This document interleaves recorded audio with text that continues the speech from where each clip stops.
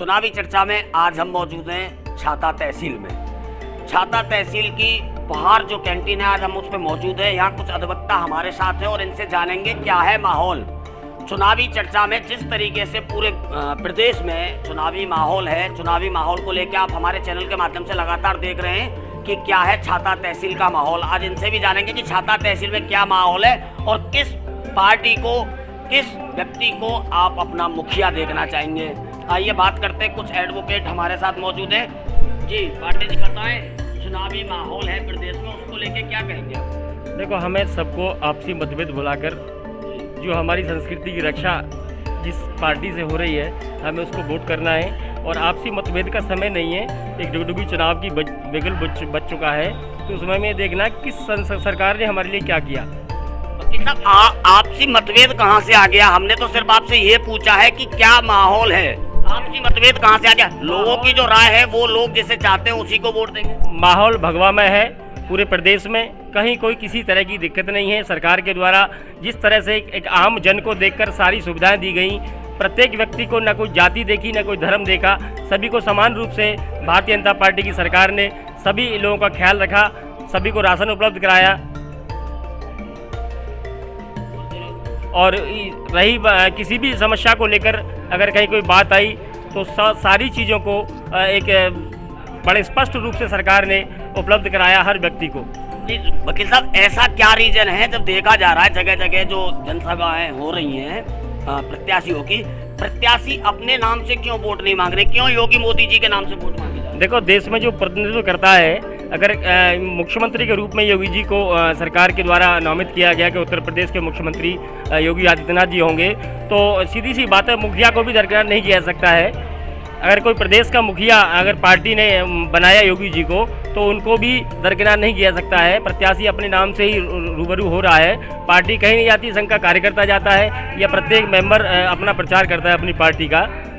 जैसा कि आपने कहा संघ का मेंबर जाता है, मगर संघ ये कह रहा है कि हम किसी भी पार्टी को सपोर्ट नहीं करते, लेकिन अनुसांगिक संगठन है, भारतीय जनता पार्टी की RSS है, संघ है, ये सारे जो एक मुद्दे देखे जाते हैं देश को सुरक्षित रखने के लिए, हमारी संस्कृति को सुरक्षित रखने के लिए ही काम करता है संघ धरातल पर। और इसीलिए जो अपने कार्यकर्ता हैं उनको मजबूती से रूप प्रदान करता है कि आगे आने वाली कौन सी सरकार हो।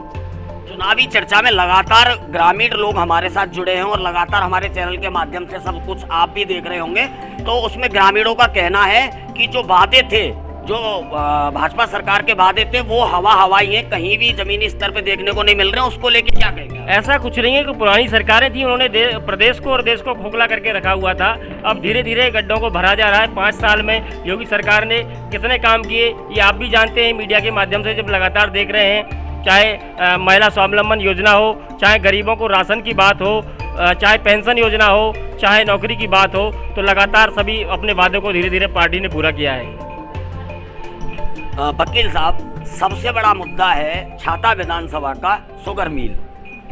शुगर मिल को लेके क्या कहना चाहेंगे? हर बार चुनावी मुद्दा बना दिया जाता है शुगर मिल को, मगर शुगर मिल कभी चलती नहीं। हर चुनाव से पहले शुगर मिल के लिए बजट भी पास होता है, वो बजट 5 साल में कहाँ जाता है, क्या होता है, उस बजट का कुछ पता नहीं चलता। और शुगर मिल में आज तक एक ईंट नहीं लगी है।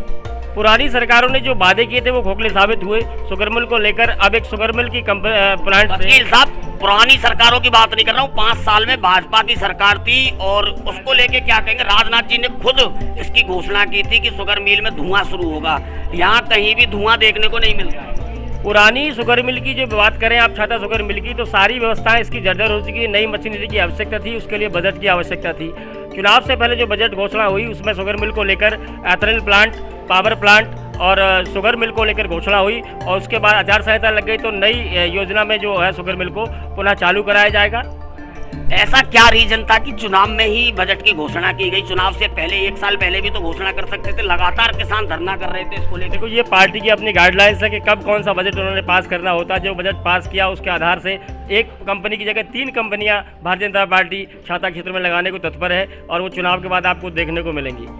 आपने वकील साहब को सुना, कुछ और लोग हमारे साथ मौजूद हैं, इनसे भी बात करेंगे। जी बताएं, पूरे प्रदेश में चुनावी बिगुल बच चुका है और आप छाता विधानसभा के निवासी हैं, तो छाता विधानसभा को लेकर क्या कहना चाहिए? सर्वप्रथम तो मैं आपको बता दूं कि मैं छाता विधानसभा का निवासी नहीं हूँ, मैं माट विधानसभा का निवासी। जी। और चुनाव में तो यही है, चुनाव आपके सामने है। कल नॉमिनेशन का अंतिम दिन है, उसके बाद 27 को नाम वापसी के बाद जो भी प्रत्याशी सामने आएंगे उसमें से देखा जाएगा कौन प्रत्याशी विकास के लिए राजनीति कर रहा है, कौन जो है सिर्फ जो है चुनाव लड़ने के लिए आया है। यहाँ पर सब कुछ देखना पड़ेगा, उसके बाद डिसीजन लिया जाएगा। नहीं, जैसा कि छाता विधानसभा का सबसे बड़ा मुद्दा है शुगर मिल, और हर पार्टी एक दावा करती है शुगर मिल को चालू कराने की, तो क्या लगता है आपको कि शुगर मिल चालू हो पाएगी? बिल्कुल शुगर मिल चालू होगी, और शुगर मिल अभी जो तत्कालीन सरकार जो इस समय वर्तमान में चल रही है उसमें योगी आदित्यनाथ ने भी बोला है कि हम शुगर मिल को चालू करेंगे। एथेन प्लांट की जो बात की है, ये भी तो एक गन्ने से ही बनता है। शुगर मिल ही तो चालू होगी, उसी में तो एथेन प्लांट चालू होगा। आने वाला समय जब डीजल और पेट्रोल की जो किल्लत को देखते हुए एथेन ऑयल एक विकल्प है, ईंधन के रूप में जैसे इस्तेमाल किया जाएगा, इस ओर भी ध्यान देना होगा। सिर्फ ये थोड़ी ना कि शुगर फैक्ट्री केवल चीनी ही बनाए, चीनी भी बनेगी और एथेन प्लांट भी चलेगा उसमें। तो हर जितनी भी चीनी मिल इस समय वर्तमान में उत्तर प्रदेश में चल रही हैं, सभी में एथेनॉल प्लांट लगाने की योजना बनाई जा रही है। नहीं, आप 82 विधानसभा से जिला पंचायत अध्यक्ष सदस्य हैं, और ऐसा क्या रीजन रहा कि ये गन्ना मिल बंद हुई, जबकि इस गन्ना मिल के प्रॉफिट से एक अन्य मिल भी संचालित चल रही थी? मतलब जो लोग इस समय चीनी मिल को चालू करने की मांग कर रहे हैं, उन्हीं लोगों ने पहले से बंद कराया है। यहाँ राजनीति करके लोगों को यहाँ गन्ने लेकर के आते थे, उसमें राजनीति, पर्चियों में हेरा फेरी में राजनीति, और उस राजनीति के कारण ये कंपनी जो है बंद हुई है। असली कारण तो यही है। बाकी आज चुनाव में वोटों के लिए कोई कुछ भी कहता रहे, ये बात अलग है। जैसा कि आप कह रहे हैं राजनीति को लेके चीनी मिल बंद हुई है, अब इसी चीनी मिल पे एक राजनीति की जा रही है, तो क्या लगता है आपको? देखिए, राजनेताओं का काम राजनीति करना ही है, और तो कोई काम होता नहीं है। तो मतलब आपका कहना है कि केवल राजनीति की जा रही, गन्ना मिल चालू नहीं होगी? बिल्कुल होगी। अगर देखिए नेता आप दो तरीके की बात कर रहे हैं, एक तो चालू होगी, एक राजनीति की जा रही है। मैं दो तरह की बात नहीं कर रहा, आप समझ दो तरह से रहे। जिस नेता की नीयत साफ होती है वो विकास की बात करता है। सरकार किसी की भी बने, सरकार मैं ये नहीं कह रहा कि भाजपा की बनेगी या बसपा की बनेगी या सपा की बनेगी, जनता जिसे चुनेगी वही चुन के जाएगा, और विकास के नाम पर ही वोट पड़ेगा। अब पहला जैसा जमाना नहीं रहा है, सब लोग पढ़ लिख गए हैं, आगे सब चीज़ समझते हैं। वो अब इन चीज़ों के बहकाए में ना आकर के विकास के ऊपर काम करेंगे। विकास के ऊपर जो काम करेगा उसी को वोट पड़ेगा। सबसे बड़ी बात है प्रदेश में, पूरे प्रदेश में, मैं एक छाता विधानसभा की बात नहीं करता, पूरे प्रदेश में पढ़ाई का जो स्तर है वो ऐसा है कि टीचर तो हैं स्कूल में, मगर बिल्डिंग जर्जर है। जिसमें बिल्डिंग है बढ़िया तो वहाँ टीचर नहीं है। बच्चे, ऐसा क्या रीजन है कि जो टीचर 60 से 65 हजार साला वो महीने की तनख्वाह ले रहे हैं, वो खुद अपने बच्चों को प्राइवेट स्कूलों में पढ़ा रहे हैं? क्या रीजन है? मुख्य रीजन क्या है कि क्यों ऐसा 5 साल में? मुख्य रीजन यही है कि सरकार का ध्यान शिक्षा की तरफ नहीं रहा है, और लोग जो सरकारी नौकरी लग जाते हैं तो ये समझते हैं कि हमारी अब जो है बापोती हो गई है, अब हम कुछ नहीं करेंगे, आराम से तनख्वाह लेंगे, और केवल ड्यूटी के उद्देश्य से जो है वो जाते हैं, पढ़ाने के उद्देश्य से नहीं जाते हैं। जब तक हमारे टीचरों को ये नहीं आएगा, देखो कोई भी काम हो, किसी भी काम को अगर आप मन से नहीं करोगे तो वो काम खराब होना ही होना है। जब टीचर पढ़ाना चाहेगा तो 100% रिजल्ट आएगा। ऐसे टीचरों को मैं बता दूं, मेरी नज़र में ऐसे बहुत सारे टीचर हैं जो सरकारी स्कूल में पढ़ा रहे हैं, जहाँ 4 बच्चे आते थे आज वहाँ 400 बच्चे हैं। तो ये तो सब अपने ऊपर है, सब निर्भर करता है। सरकार क्या कर सकती है? सरकार टीचर अपॉइंट कर सकती है, टेस्ट ले सकती है, पढ़े लिखे मेरिट के आधार पर टीचर सेलेक्ट किए जाते हैं। अगर वो स्कूलों में जाकर नहीं पढ़ाते हैं तो इसमें गलती किसकी है? तो ये जिम्मेदारी किसकी है? जिम्मेदारी निश्चित तौर पे सरकार की मानी जाएगी, लेकिन जनता की भी तो कोई जिम्मेदारी है। सिर्फ केवल जनता की जिम्मेदारी कुछ नहीं है, सरकार ही सब कुछ करेगी। सर, बहुत से ऐसे वो है, एक हमने खबर चलाई थी अगरयाला की, जहाँ पे विद्यालय में ताले लटके रहते थे, और जो मैडम वहाँ पे पोस्टेड थी वो कभी नहीं जाती थी। ग्रामीणों ने बहुत कोशिश की, काफी सालों से उसकी शिकायतें की, मगर कोई कार्रवाई नहीं हुई। तो इसका जिम्मेदार कौन, किसको मानेंगे? देखिए, निश्चित तौर पर सरकार जिम्मेदार आप मानी जाएगी। अधिकारी, सरकार के पास जब बात पहुंचेगी, अधिकारी सब जगह इसी तरह के हैं। बात वही तो है कि आप लॉ एंड ऑर्डर की बात होती है, सरकार जब तक आप उस बात को ऊपर नहीं पहुंचाओगे, अधिकारी सरकार तक नहीं पहुंचाओगे, तब तक कमी हम लोगों की है। हम लोग उन चीज़ों को मैनेज करे हुए हैं। कोई हमारी किसी की परिवार से, अगर अब मेरे ही परिवार से अगर कोई टीचर होगी तो मैं वो नहीं जा रही होगी तो मैं उसकी सपोर्ट में आ जाऊंगा। और अगर मैं दूसरी जगह जाके राजनीति करूंगा कि यहाँ पे टीचर नहीं आ रहे हैं, यहाँ वो नहीं हो रहा है, ये सब एक हम लोगों को खुद इन सब चीज़ों पर ध्यान देना होगा। जिस दिन सारा गांव इकट्ठा हो जाएगा कि हमारे यहाँ टीचर आना चाहिए, टीचर की मजबूरी हो जाएगा वहाँ आना। आपने इनको सुना है, इन्होंने कहा कहीं ना कहीं सरकार की लापरवाही रही है, जो बच्चों को उचित शिक्षा नहीं मिल रही है। आइए वकील साहब, और हमारे साथ लोग मौजूद हैं, इनसे भी जानेंगे। जी वकील साहब, आज पूरे प्रदेश में चुनावी बिगुल बढ़ चुका है और छाता विधानसभा जो कि आज मुख्यता पे है, क्योंकि मथुरा जिले में योगी जी की चर्चाएं चल रही थी कि योगी जी मथुरा जिले से लड़ेंगे, किसी भी विधानसभा से लड़ सकते हैं, और छाता विधानसभा कहीं ना कहीं चर्चा में है, उसको लेके आप क्या कहेंगे? छाता विधानसभा में विकास, शिक्षा, रोजगार और छाता शुगर मिलकर उस पर वोट देगी जनता। किसी भी जाति, धर्म, उस पर वोट कोई नहीं मिलेगी किसी भी प्रत्याशी को, या किसी भी पार्टी का कोई प्रत्याशी हो। ऐसा क्या रीजन है कि जो भी प्रत्याशी होता है, कोई भी प्रत्याशी खड़ा हो, वो केवल गन्ना मिल को ही मुद्दा समझता है, और जो तहसील में विकास है, विद्यालय है, रोजगार है, उसको लेके कोई बात क्यों नहीं की जा रही है? क्या रीजन है? अब की बार जो विकास की बात करेगा, छाता शुगर मिल को चलाने की बात करेगा, उसी को वोट मिलेगी।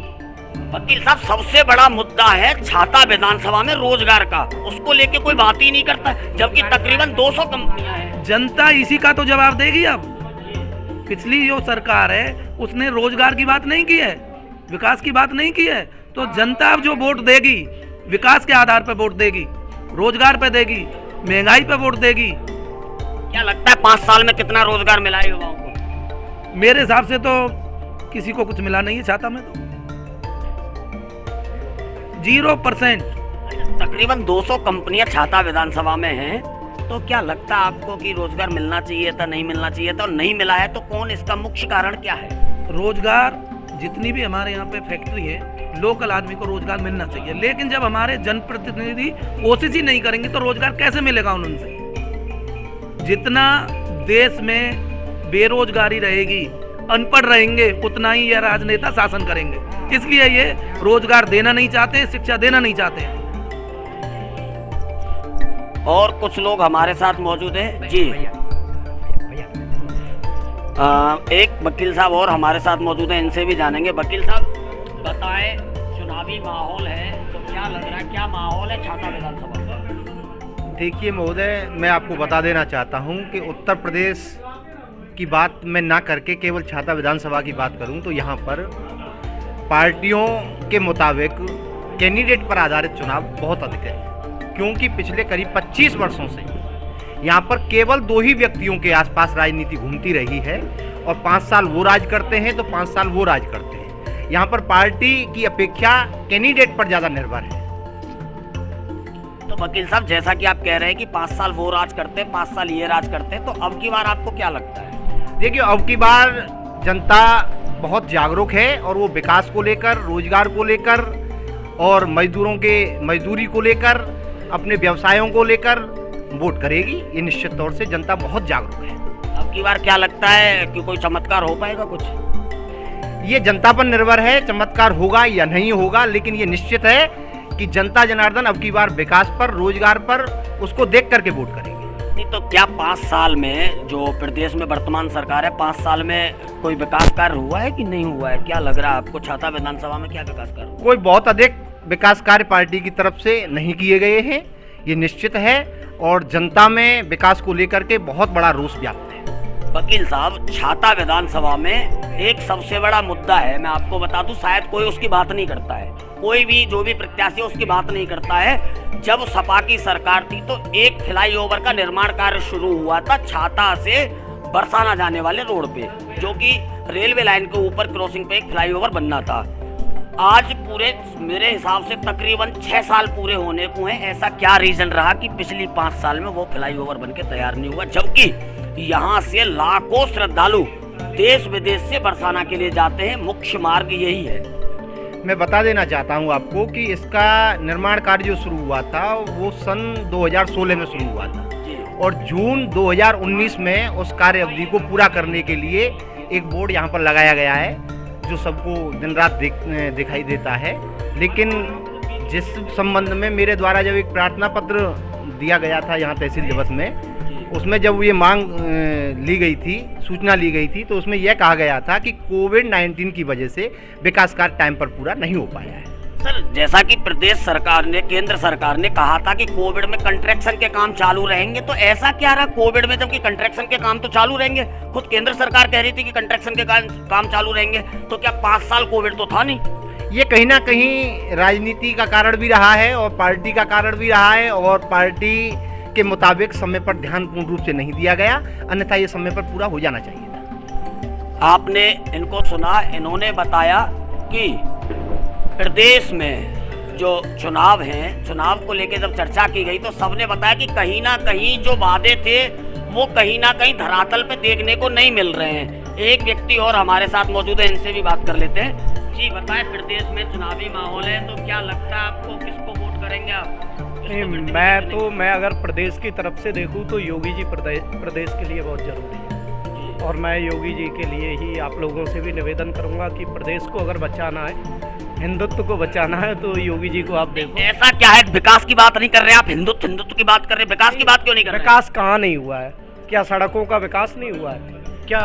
अभी हमारा एक चुनावी चर्चा करके एक एपिसोड चल रहा है जिसमें हम गांव-गांव की सर्वे कर रहे हैं। गांव ग्रामीणों का कहना है कि जो वादे थे वो हवाई थे, और आप भी जब आपसे बात की गई तो आपने केवल हिंदुत्व वाली बात की, ना कि विकास वाली। तो क्या लगता है आपको? नहीं, आप देखो, मेरे यहाँ आप अगर गांव-गांव जा रहे हो तो नई सैमरी के पास में रद्दीगढ़ी गाँव है, आप वहाँ जाइए, वहाँ जाकर के देखिए, आज से 6 साल पहले वहाँ पर कोई खंजरा भी नहीं था अच्छा सा, जगह जगह पर कीचड़ हुआ करती थी, लेकिन आज वहाँ इंटरलॉकिंग है। गांव से जो बाहर निकल के आप आओगे तो सड़क को भरा भी गया, गड्ढा मुक्ति अभियान जो चलाया उसमें भरा भी गया है, जगह जगह सड़क भी बन रही है, बिजली आज हमें समय से प्राप्त हो रही है।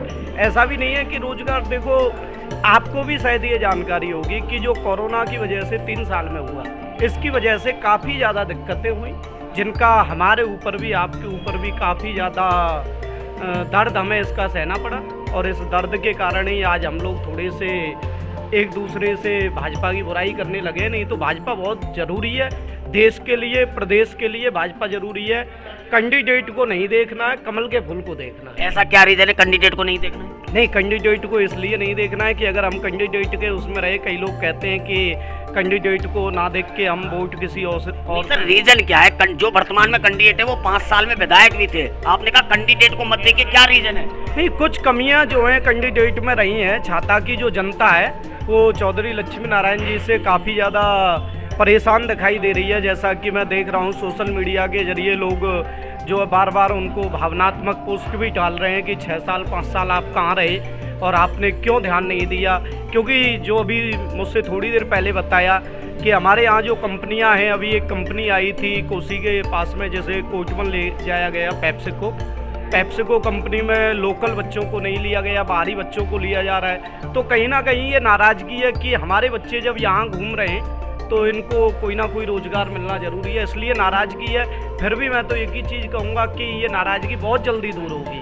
बहुत आपने इनको सुना और इन्होंने कहा कि जो वादे थे कहीं ना कहीं वो हवाई देखने को मिल रहे हैं, पर इन्होंने जो बातें की कि भाई पार्टी को देखिए, आप हिंदुत्व की बात कीजिए, जब विकास की बात की गई तो इन्होंने कहा नहीं विकास हुआ है, और एक तरफ ये कह रहे हैं कि कहीं ना कहीं वर्तमान विधायक जो थे उनसे हम नाखुश भी हैं, और एक तरफ ये कह रहे हैं कि विकास भी हुआ है। और लोगों को आपने सुना, सबने कहा कि कहीं ना कहीं जो विकास कार्य थे वो कहीं ना कहीं थोड़े बहुत कहीं तो हुए कहीं नहीं हुए। ये सारी चीज़ें जो है या अधिवक्ता जो थे, जो कि दुनिया को न्याय दिलाते हैं, उनके मुंह से ये सारी बातें निकल के आई हैं। चुनावी चर्चा में समाचार टुडे के लिए BL पांडे की रिपोर्ट, मथुरा।